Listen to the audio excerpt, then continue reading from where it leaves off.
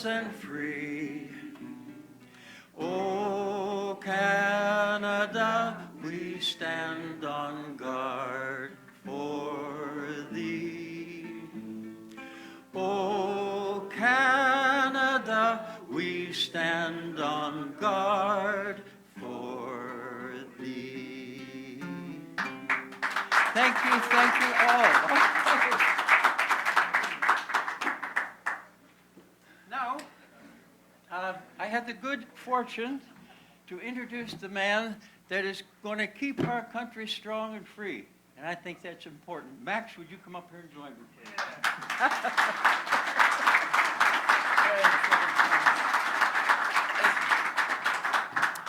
Now, I got to say a few things about Max before we start. Last time I saw him, well, no, first time I saw Max, it was down here in this same hotel last year in January. And a whole lot has happened since then.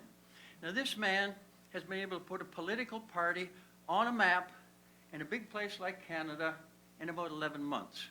That's a masterful, masterful deal.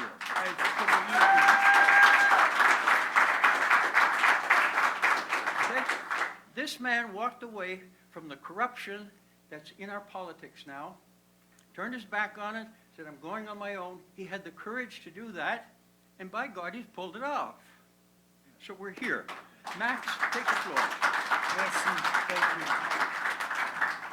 Merci, thank you very much. I'm very happy and very pleased to be here today. As you know, we had a good news today, a very good news. I was very happy because the October the 7th and the 10th, the two debates, one in English, one in French, Canadians will be able to see all the options before voting the 21st of October. And it is important. We are in a democracy here, and I was waiting for that. I was waiting for that decision. And I must say to Mr. Johnston that he took the right decision for the future of our country.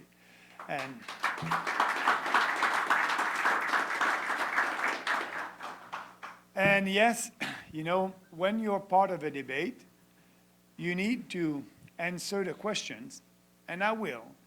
But also, you need to ask questions, and I will do that also.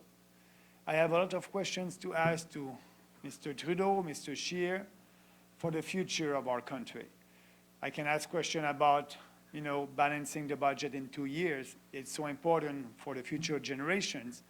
You know, it is not sustainable right now, a deficit of $20 billion a year, and Scheer and Trudeau, they are on the same page on that. They want to spend more, spend more, and spend more. And we know that actually right now, the cost, only the interest on our debt, it's about $26 billion. Imagine what we can do with $26 billion. And they want to spend more and no more. For Mr. Trudeau, he won't balance the budget in 4 years, and for Mr. Scheer, that's the same thing. He won't balance the budget in 4 years. He said in 5 years. But you know what? Jean Chrétien and Paul Martin did better. They did better in 1995. At that time, we had a deficit of $30 billion, and they were successful to balance the budget in only 2 years. In 1997, we had a surplus of $3 billion.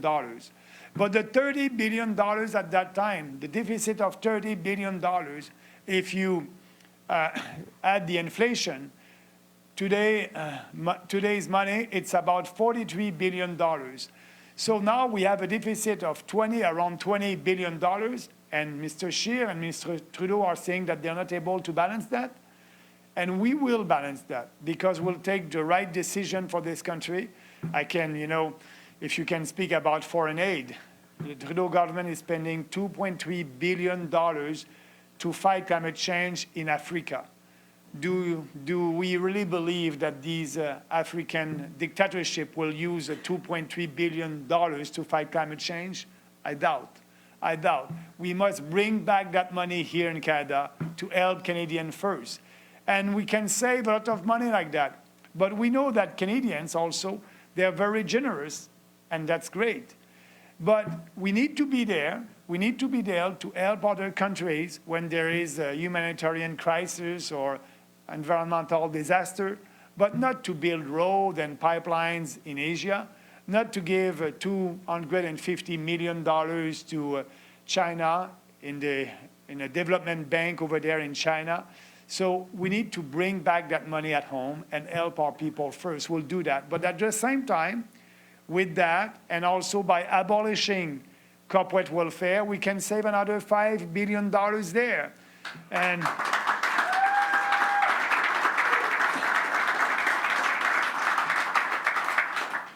I will tell them that it is easy when you have the courage of your conviction to balance a budget.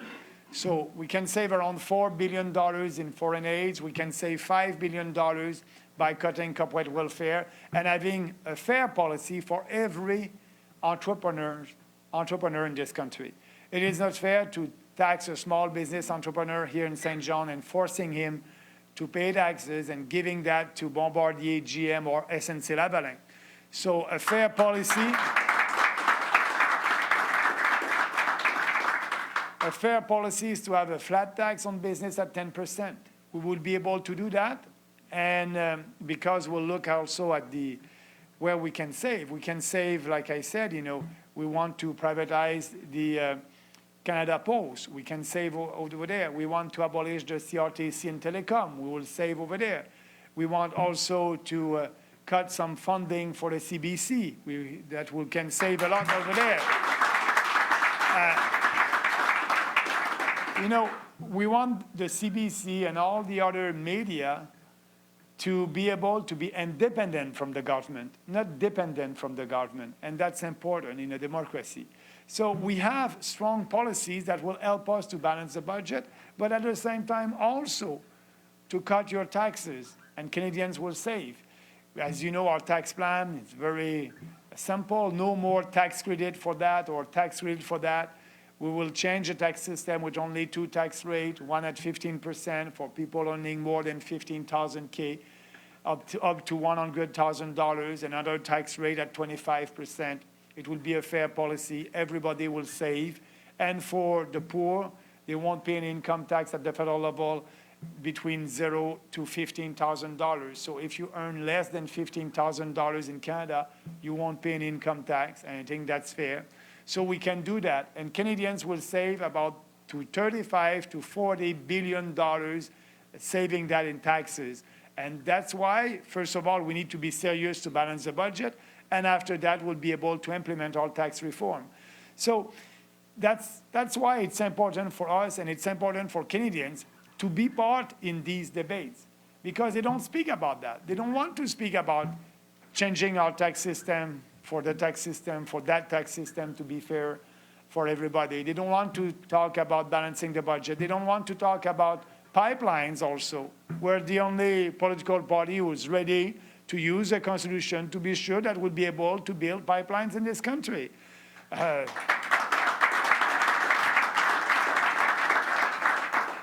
And we know that it's safer to transport oil and gas by pipelines than by train or than by truck. So we need to do that. It's safer for the environment, but also for the population. I remember, I'm coming from Quebec, as you know, and we had the big tragedy in Lac Mégantic 6 years ago. So let's build the pipelines and use the Constitution. If we don't have the full support of every province, we can use a section 9210 in the Constitution, and being sure that the federal government will have the full authority, the full jurisdiction to build pipelines in this country. And actually, we use that section in the Constitution more than 300 times since Confederation to build national infrastructure. So that's important, and I'm ready to do that. I'm ready to do that not only because it's important for the prosperity of our country, but because it is important for the unity of our country. When you have people in Alberta, about 25% of the population, that are looking at the separation because they're mad. They're not able to build pipelines, and at the same time, they're paying a lot in equalization money. So we need to do these two changes. The equalization formula, and we'll look at it to change the formula to be fair for everybody, but also to be sure to use the Constitution if we have a province that is against pipeline. We will use the Constitution to be sure that we'll have the ability and the responsibility to be able to build these pipelines in this country. So that's why our platform is so different than the other political parties. We are offering an option to Canadians. And the name of our party is the People's Party of Canada, because we are putting people's first. And I don't want to work for a special interest group or a special region. We have policies that are good for all Canadians, and that's the way we're doing politics.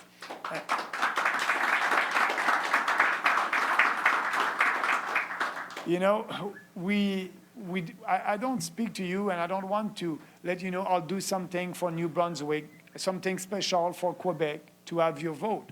No, our policies are good for everybody in every region in this country. And we have to explain that to Canadians. And that's our challenge. And now, because I'll participate in the debate, that will be easier for our candidates. The only challenge that we have right now, I think people like our policies. The only challenge is they must know that we exist. Our fellow Canadians must know that we are there and that we exist. 52% of Canadians are saying that they're ready to vote for a new political party at the federal level. We are the new political party. And by the way, our people who are supporting us are not only former conservative. We have people who voted for Jean Chrétien and Paul Martin for a balanced budget and lower taxes, and they voted also for Justin Trudeau for a balanced budget, and he didn't do it.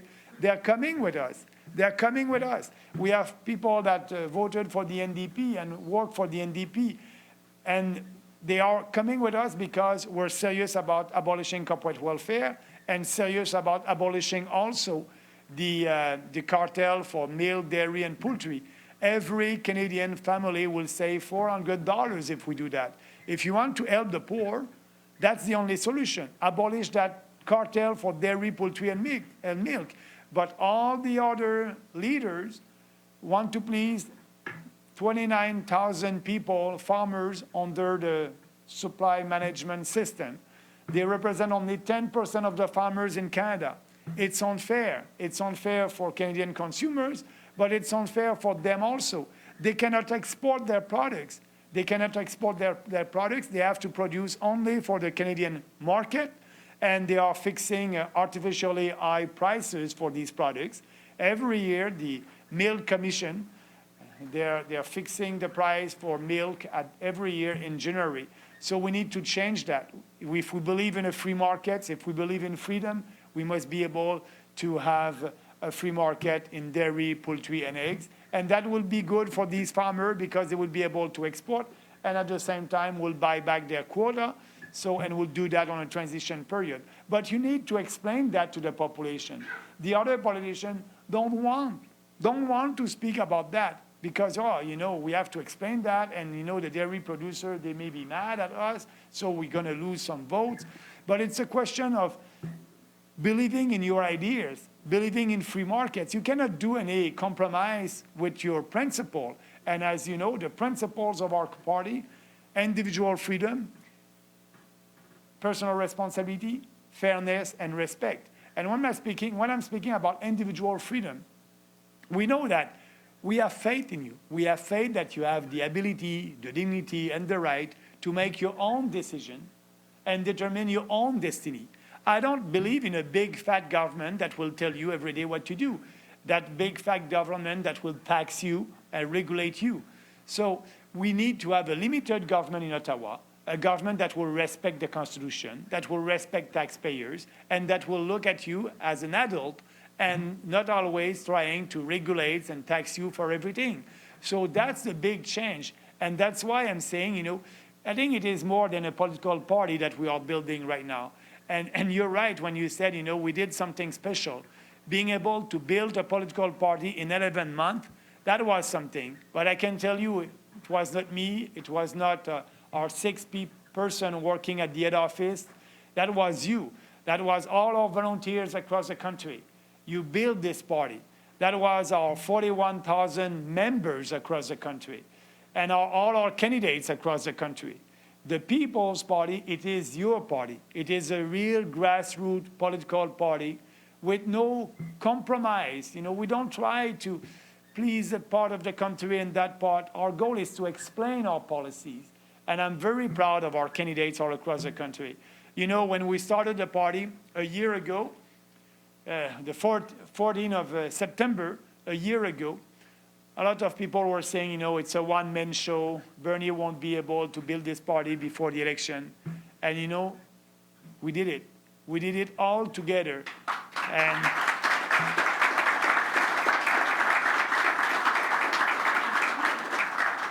And I think we did it because it's you, but the most important, it's our values and our ideas. And when you have the right ideas at the right time, that's great. And I think we have the right ideas based on the right principles at the right time. And people in this country are ready for a new political party, a party that will look at them and work for them and speak about the issues that are important for them. And there's no taboo subject for us. You know, we want to speak about immigration, and the other party are saying, oh no, I don't want, it's always more and more and more immigrants. This country has been built by immigrants. Francophone first, Anglophone, First Nation, Inuit, and after that, immigrants from Europe, from Asia, from Africa. And that's a great country. And that's why we want to speak about our immigration system in this country, because we love this country, and we want this country to be like that in 25 years, in 50 years. It's time to have a discussion. Look what happened in Europe. In some countries, you have no-go zone. You cannot go there. We don't want that. So we need to have a discussion about immigration. And we're the only party who's able to have that discussion. But you know what? When people are saying, you know, the People's Party are radical on immigration because we want fewer immigrants, not 350,000 a year. That will be the number that Justin Trudeau and the Liberals wants to have in 2021. But 350,000 a year, after 3 years, it's more than 1 million person, and it's the population of Nova Scotia.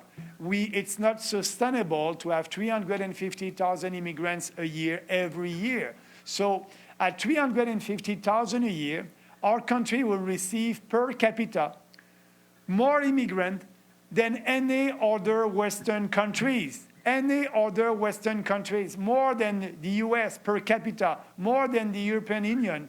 So it's not sustainable. If we go back to 150,000 a year, that's our proposal, per capita, we will receive about the same number of legal immigrants than the US and the European countries at 150,000 a year. So that's not radical. Only 6% of our population wants more immigrants. Only 6% want more immigrants. 49% of our population want fewer immigrants. So we're not radical. When they're saying more and more and more, they're speaking to 6% of the population. We need to have fewer immigrants, but the worst in our immigration policy, refugees. We're generous and we want to help the real refugees that are waiting in a camp somewhere in another country where their life is in danger. But right now, that's not what's happening right now. You have, for the last 2 years, 45,000 fake migrants, illegal refugees that are crossing our border in my own province in Quebec at the Roxham Road. And the cost for our society is $350 million a year. So we need to stop that, and we need to help the real one because they're jumping the queue, and it's not right for the real one that are waiting and wants to come here because their life is in danger. I don't believe.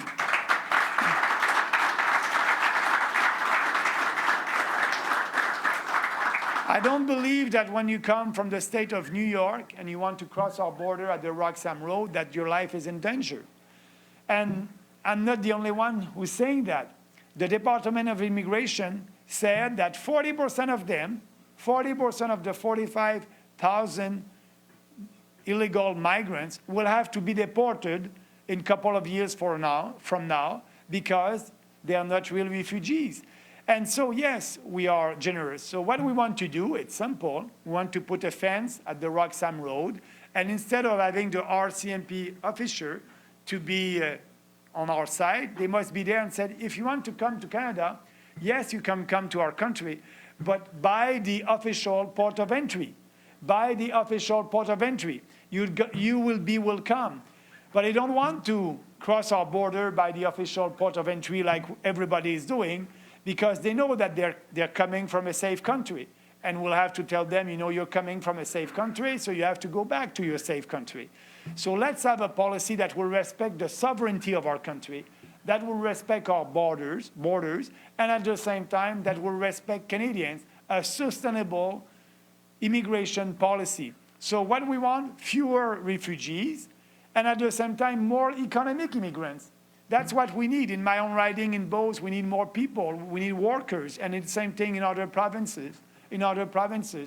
But up to now, with 310,000 immigrants a year, that's the number of this year, if my memory is good, 310 or 320, only 26% of them are economic immigrants. Only 26% of them. So, but we need more economic immigrants. What is an economic immigrant? It's a man or woman that will come here and they will work in our country, in Canada, because the entrepreneur wasn't able to find a person, a Canadian, to do that job. They're coming here, they're skilled immigrants that we need, and when they're coming here, they have a job. And when you have a job, it's easier for you to integrate our society. But only 26% of them are economic immigrants right now. And our ratio would be more than that. That would be 50% of them. So yes, we'll have 150,000 fewer immigrants, but 50% of them will be economic immigrants. And so that will help, and our immigration policy is there to fulfill our economic needs in our country. So let's go back to what we did in the past. And yeah, we have a point system also in this country. If you speak English, you have more points. If you speak French, you have more points. But the Trudeau government changed all that. We need to go back in our point system at the same time. So that's our immigration policy. And I think it's very reasonable, and it's not radical.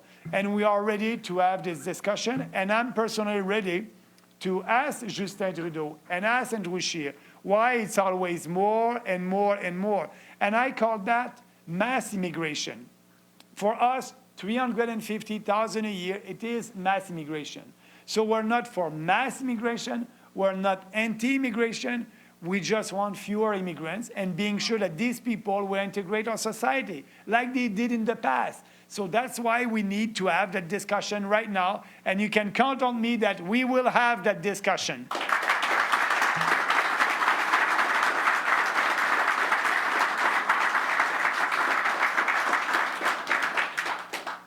And what we did since we started the party, and what I did campaign. I started our campaign last September, a year ago, traveling across the country. And yes, I was here. I was in Saint John, I think it was in January, in the beginning of the year. And we build this party with you. And the most important is we have our candidates all across the country. I think up to now we have 322 candidates, something like that.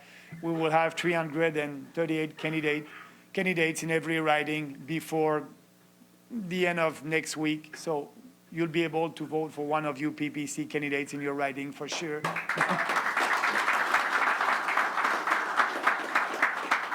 But more important, if you look at the Green, if you look at the NDP, they may have candidates right now, but they don't have 320 candidates. The only party that has more candidates than us is the Conservative. I think they have a full slate of candidates up to now, but we'll have a full slate also. But the other political parties name candidates, but they don't have riding associations. They don't have an organization on the ground. So we started that party with our membership, and after that we asked our membership to start a riding association, an organization in every riding. And we have riding associations, organizations in every riding.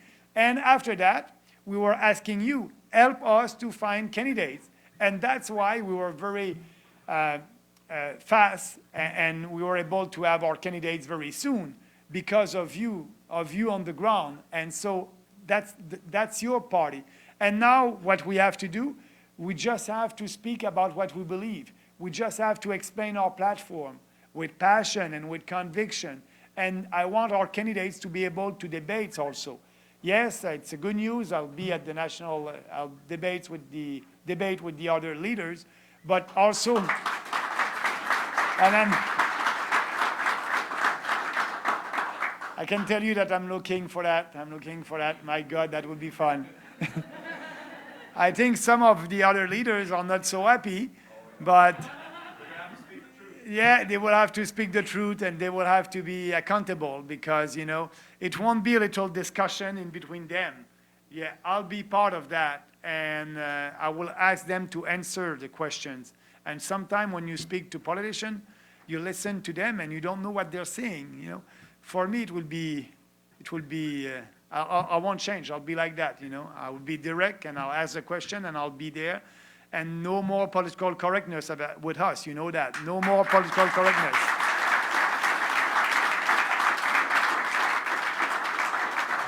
And they will have to explain us where is the climate change emergency. Where is that emergency? You know, we know that the climate is always changing. It's a fact. The normality in climate, it is changing. We know that. But it is not the main reason. It is not the human activity on this planet. It is not the main reason. And so that's why every 10 years, we had Al Gore, and if you look back at YouTube, Al Gore, and he did a documentary 15 years ago, and he was saying if we don't do anything in 2000, that will be the end of the world. You know, it's always the same thing. They want us to believe that there's a climate emergency, because they don't want to have a discussion. You cannot build public policies on sentiment and on panics, and they don't want us to have a discussion. They're saying, you know, it's an emergency, so you don't have the right to question, you don't have the right to debate. But yes, we have the right to debate and to questions because there's no emergency. And I will be pleased to have a discussion. And, you know, Justin Trudeau and Andrew Scheer are not telling the truth when they're saying they will achieve the Paris Accord targets. Trudeau is saying with his carbon tax of $50 a ton, he will be able to achieve the Paris Accord targets. But every expert are saying that he will need to impose a carbon tax of at least $300 a ton to be able to achieve the Paris Accord targets. So he's not saying the truth to Canadians. It's hypocrite. And Andrew Scheer is saying the same thing. Oh, the Paris Accord is very important for us. And yes, we won't impose a carbon tax, but we will impose more regulation on businesses. We'll impose a tax on the big emitters. And yes, we will achieve the Paris Accord targets. But they won't. They won't. And we're telling the truth. They're not able. Elizabeth May, at least, she's saying, you know, we need to destroy the economy to be able to achieve the Paris Accord targets. And she said we need to... Yeah, we need to impose a huge tax on Canadians to be able to achieve the targets.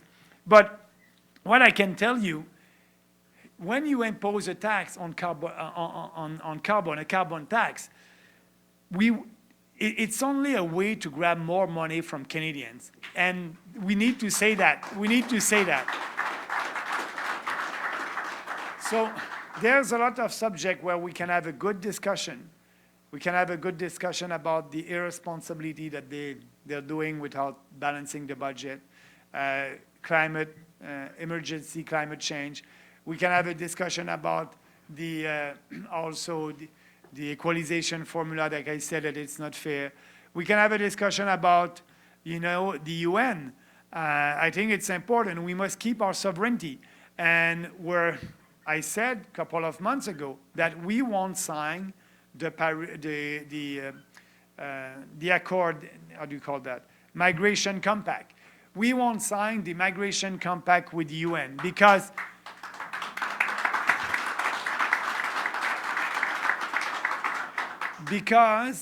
our immigration policy must be decided here in Canada. We are a sovereign country, and we don't want, for us, migration, it is not the normality. And we need to be able to choose people who are coming to Canada. It's a privilege to be Canadians, and that's okay. And we did that. We did that the last 50 years, and we just need to go back. So I don't want the UN to impose their agenda on our country. So that's why we said no to the UN Migration Compact. That's why, we're saying also no to the Paris Accord. That's why we want to keep our sovereignty in Canada. And I think that's why people in UK voted for Brexit. They don't want a supranational organization like the European Community, the European Commission, to decide for them in UK what is good or not. They are elected politicians in UK for them, and they want to be sure that they will be able to have and take the right decision for their country in UK, not in Brussels. And that's why, they voted for Brexit.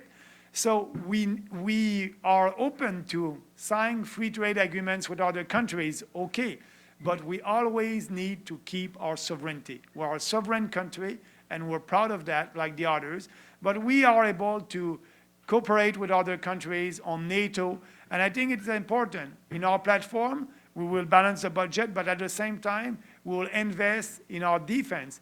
We need to invest at least 2% of our GDP for national defense.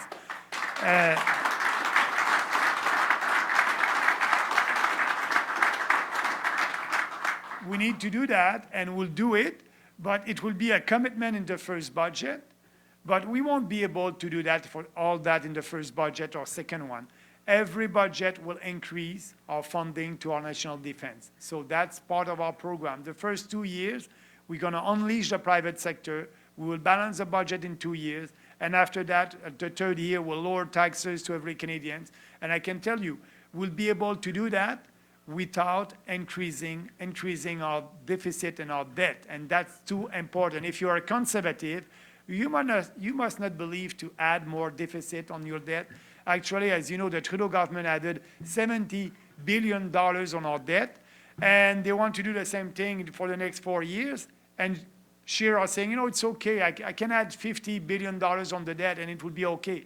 But we may have a recession soon. I don't wish that. I hope we won't have a recession. But when that will happen, if that happens, our budget will be in a very difficult will be in a very difficult situation. And that's why we need to tackle the deficit right now to keep our fiscal room for the future. So, like I said, $26 billion that we're paying on the interest on our debt with the low interest rate right now, we know that the interest will go up. They're at the minimum right now. They will go up. So that will cost more for the government of Canada. That will cost more also for businesses. That will cost more for our fellow Canadians if you have a debt. So that's why we need to give you more of your money in your pockets, and you'll be able to decide what you want to do with your money. So I just want to let you know that this adventure, it is more than a political movement. It is more than a political party. It is a new kind of a common sense revolution, and we're doing that together. And I count on you. That's only the beginning. That's only the beginning. I don't know what will happen the 21st of October, but I can tell you, we're going to be there for the long run. We will be there for the long run. We may have the balance of power, and if we have the balance of power, you can count on us that we won't do any compromise with our principle. The minority government will have to do some compromise if they want our support. We will push, and our priorities will be Canadians, Canadians, Canadians. We have policies for Canadians.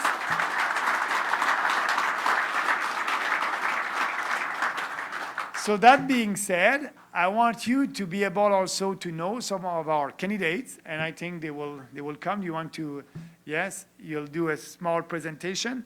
We have 2 of our candidates that are here tonight, and after that, we'll do a kind of a Q&A. I'm here with you. I'm ready. I will be ready to answer your questions. But I want to tell you that today was a great day because now we've been recognized by the Debate Commission as a real national political party. And that's only the beginning. Thank you. Thank you.